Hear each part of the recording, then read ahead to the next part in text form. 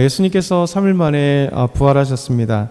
근데 이 부활에 대해서 믿는 사람과 믿지 않는 사람들이 나타나게 됩니다. 특별히 예수님을 그렇게 따랐던 제자들이 부활에 대해서 믿지 않는 거예요. 그래서 오늘 말씀 보고 그 어제 말씀 앞에 보면 부활을 믿지 않는 사람들이 참 많았습니다. 10절부터 11절 보면 마리아가 가서 예수와 함께 하던 사람들이 슬퍼하며 울고 있는 것 중에 이 일을 알림해 그들은 예수께서 살아나셨다는 것과 마리아에게 보이셨다는 것을 듣고도 믿지 아니하더라 이렇게 말씀하세요. 그러니까 저희 부활의 새벽에 예수님께 갔던 마리아에게 예수님께서 제자들에게 가서 얘기하라 마리아에게 보이셨습니다. 그래서 이 마리아가 부활하신 예수님을 보고 제자들에게 가서 예수님 말씀하신 대로 전했음에도 불구하고 이 제자들이 마리아 얘기를 듣지 않았다는 거예요. 그러니까 믿지 않았다는 거예요.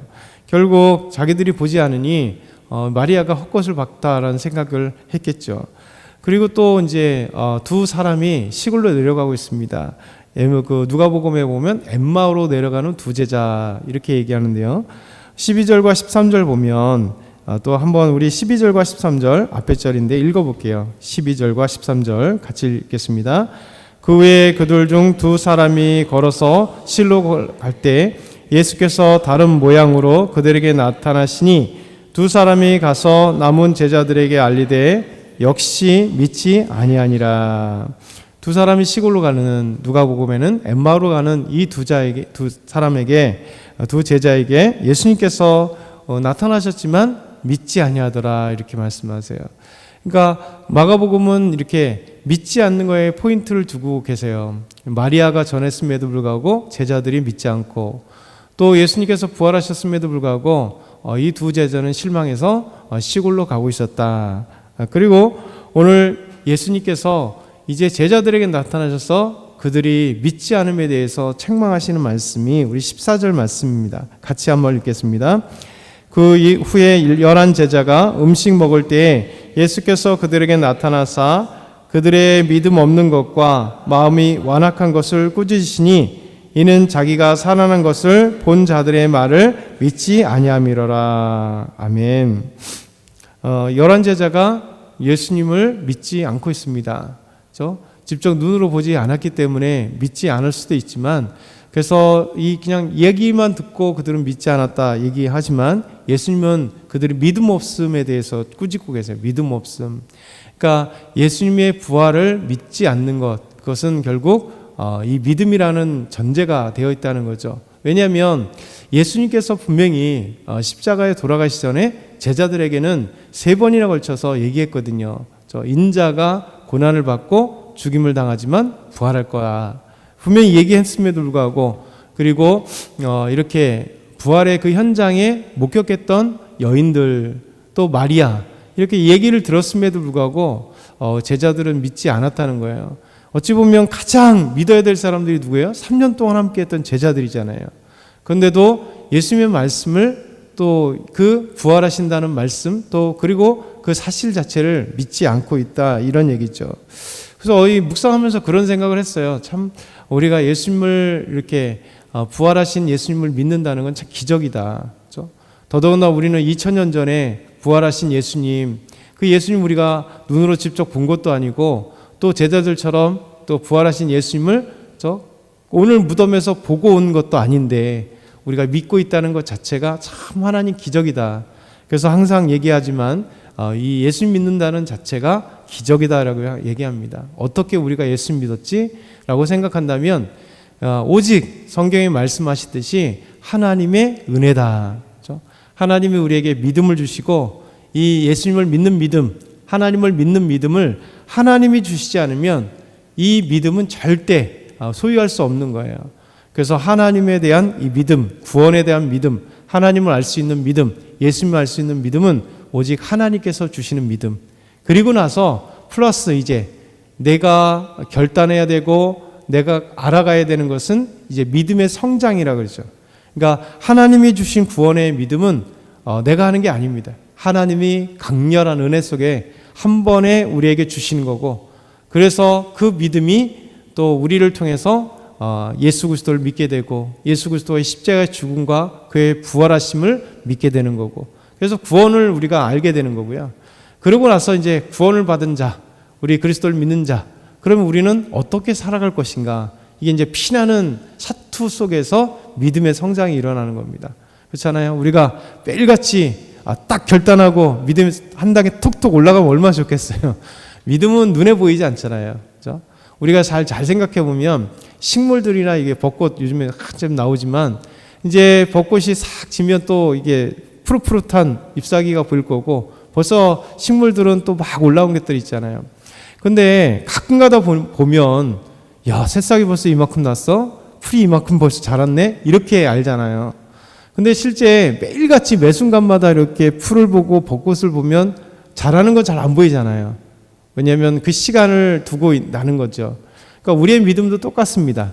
우리의 믿음도 어느 순간에 착 되돌아보니까 이만큼 성장해 있고 이만큼 성장해 있고 성장해 있고, 그 성장하는 과정 속에는 물도 주고 비료도 주고 거름도 들어가면서 이제 우리에게 영양분이 오면서 오늘처럼 어제 새벽에 이제 밤에부터 왔던 비처럼 그 모든 영양분을 잘 흡수할 수 있도록 수분이 또 주어지고 낮에는 태양이 주어지고 또 신선한 바람들이 싹 이렇게 공기 순환들이 돼서 모든 식물들이 동물들이 이제 자라는 것처럼 우리 하나님께서는 우리에게 그때그때마다 그래서 은혜를 주시는 겁니다. 은혜를 주시는 것.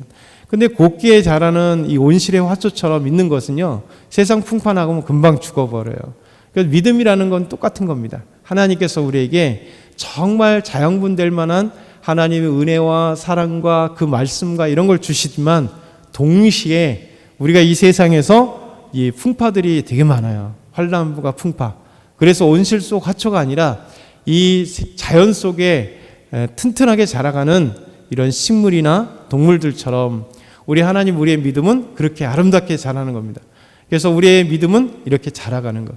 그래서 처음에 주시는 예수 그리스도를 믿는 믿음과 그리고 이 세상 속에서 수많은 풍랑과 풍파 속에서 하나님의 그 주신 은혜와 함께 자라는 믿음은 그래서 튼튼하고 확신 있고, 그런데 우리가 항상 되돌아보면 이렇게 자라 있는 것처럼, 그러나 매 순간마다 자라고 있는 우리의 모습들을 보게 됩니다. 그래서 결국 믿음이란 자라야 되고, 믿음이란 확신을 해야 되고, 믿음이란 우리가 이렇게 항상 되돌아봐야 돼요. 그래서 하나님이 우리에게 이렇게 또 주시니까 이만큼 자랐구나. 사실 믿음 없이는 이 부활에 대해서 믿을 수 없는 거예요. 제자들도 아직까지 그들이 3년을 다녔음에도 불구하고 이제 부활하신 이후, 그리고 오순절날 성령이 임하시고 난 이후에 그 믿음은 완전히 다릅니다. 완전 확실한 믿음과 더 나아가서 증거하신 믿음들이 있다는 거죠. 어제 묵상하면서 이 믿음이 자란 것과 함께 제자들을 지금 책망받고 있는데 참 은혜다라는 생각이 들어요. 비록 제자들은 다 떠났잖아요. 십자가의 죽음 앞에 외면했고 떠나가고 두려워서 지금 덜덜덜 떨어서 문을 꽝꽝 잠그고, 누가복음에 보면 마태복음 또 함께 딱 잠그고 누가 올까? 그래서 지들끼리 모여 있었잖아요. 그런데 예수님은 그들에게 찾아오셨다는 거예요. 우리가 때로는 믿음의 세상에서 막 확신하게 막 이렇게 자랑하지도 못하는데 흔들리기도 하고 힘들어하기도 하고 그러는데도 불구하고 주님은 우리에게 책망하시는데 정말 사랑의 책망인 거죠. 우리 자녀들 뭐 공부 못하면 뭐라 그러고, 아니면 뭐 너 진로 어떻게 할 거야, 너 직장 어떻게 할 거야, 뭐 너 만나는 사람 이걸 뭐 이 얘기를 하는 게 뭐예요? 관심이 없으면 그런 얘기 안 하죠. 우리 자녀들이 잘 되길 소망하고 우리 아이들이 그래도 뭔가 있으니까 우리 부모의 입장에서는 아이들과 좀 다르겠지만 그래도 이게 부모의 입장 돼서 조금 더 살아본 사람 입장 보니까 너는 좀 이렇게 했으면 더 좋겠어 라고 자꾸만 이게 잔소리를 하게 되잖아요. 근데 하나님, 우리 예수님도 마찬가지입니다. 이 믿음 없음에 대해서 제자들이 믿음이 있던 없던 관심이 없다면 책망하지도 않겠죠.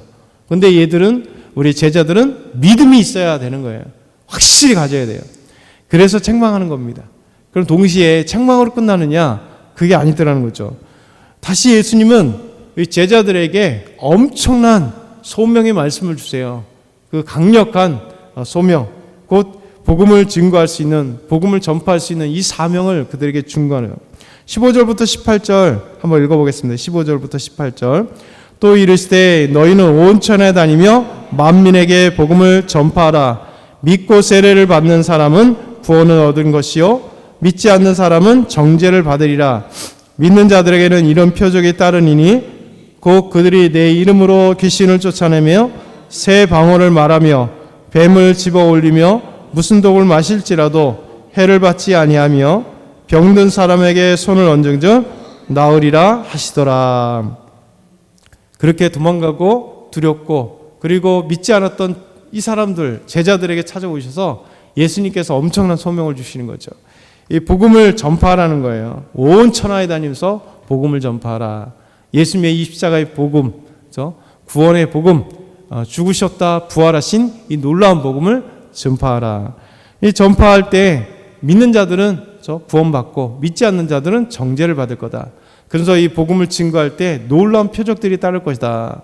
그래서 귀신이 쫓아나가고 무슨 뱀을 집을지라도 해를 당하지 않았고 사람에게 병든 자에게 손을 얹은즉 나으리라고 하는 놀라운 메시지예요. 그러니까 강력한 능력을 주시는 거죠.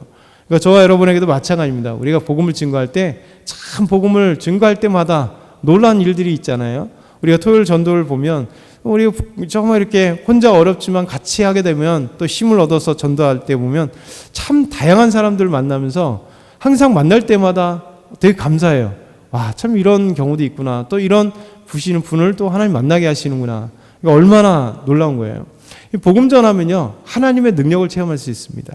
하나님이 행하신 것을 볼 수가 있게 돼요. 그래서 예수님은 그런 사명을 다시 주는 겁니다. 우리에게도 마찬가지입니다. 우리가 주님을 부인하고 때로는 주님을 떠나고 연약해서 넘어지고 그래도 주님 또 찾아오셔서 우리를 받아주시고 사명 주시고 힘 주신다는 거예요. 그러면서 예수님은 이 사명을 주시고 19절에 주 예수께서 말씀을 마치신 후에 하늘에 오르사 하나님의 우편에 앉으신 승천하시고 그러면서 20절에 보면 제자들이 나가서 두루 전파할세 주께서 함께 역사하사 그 따르는 표적으로 말씀을 확실히 증언하시니라. 예수님 만난 이 제자들이 이제 능력을 받아서 확실히 복음을 증거하는 저와 여러분이 이렇게 오늘도 확신의 삶 속에 살아갔으면 좋겠습니다. 힘을 얻어서 주님께서 우리에게 주시는 놀라운 능력으로 하루를 승리하길 소망하며 나아가겠습니다.